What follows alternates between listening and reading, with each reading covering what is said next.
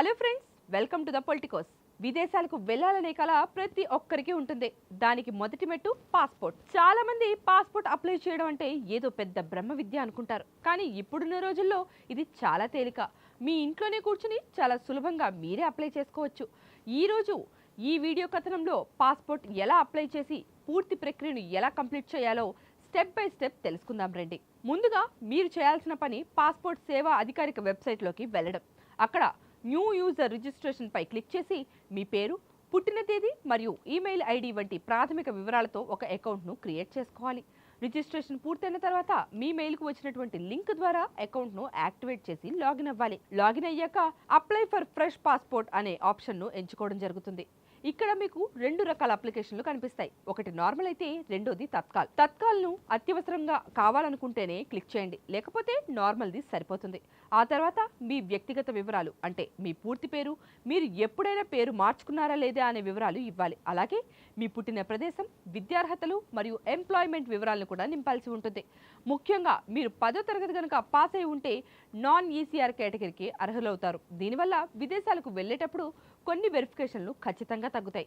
ఆ తర్వాత మీ కుటుంబ సభ్యుల వివరాలు మరియు ప్రస్తుత చిరునామాను చాలా జాగ్రత్తగా ఎంటర్ చేయాలి. మీరిచ్చే అడ్రస్ ఆధారంగానే మీకు దగ్గరలోని పోలీస్ స్టేషన్ లేదా పాస్పోర్ట్ ఆఫీస్ సెలెక్ట్ అవుతాయి. చివరిగా మీపై ఏవైనా క్రిమినల్ కేసులు ఉన్నాయా అనే సెల్ఫ్ డిక్లరేషన్ ఫారం కూడా పూర్తి చేసి అప్లికేషన్ను సబ్మిట్ చేయాల్సి ఉంటుంది. అసలైన ఘట్టం ఇక్కడ మొదలవుతుంది. అదే ఫీజు చెల్లింపు మరియు అపాయింట్మెంట్ బుకింగ్. సాధారణ పాస్పోర్ట్ కోసం 1500 రూపాయలు ఆన్లైన్లో పే చేయాల్సి ఉంటుంది.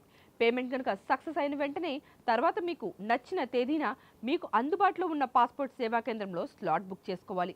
ఈ అపాయింట్మెంట్ స్లిప్ను ప్రింట్ తీసుకోవడం అస్సలు మర్చిపోకండి.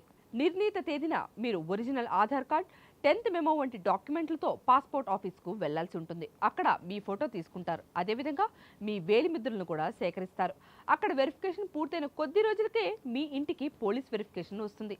పోలీసులు మీ వివరాలను సరిచూసి రిపోర్ట్ పంపిన 15 రోజుల్లోపు మీ పాస్పోర్ట్ పోస్ట్ ద్వారా నేరుగా మీ ఇంటికే వచ్చేస్తుంది. ఫ్రెండ్స్, చూశారు కదా పాస్పోర్ట్ అప్లై చేయడం ఎంత సింపులో. ఈ వీడియో మీకు నిజంగా హెల్ప్ అయిందని నేను నమ్ముతున్నాను.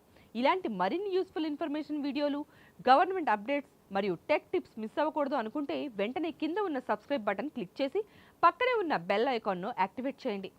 ఈ వీడియో కనుక మీకు నచ్చినట్టయితే ఒక లైక్ చేయండి, షేర్ చేయండి. మీ లైక్ మాకు మరిన్ని మంచి వీడియోలు చేయడానికి ఎంతో బూస్ట్ ఇస్తుంది. మీకు ఇంకేమైనా డౌట్స్ ఉంటే కింద కామెంట్ సెక్షన్లో అడగండి.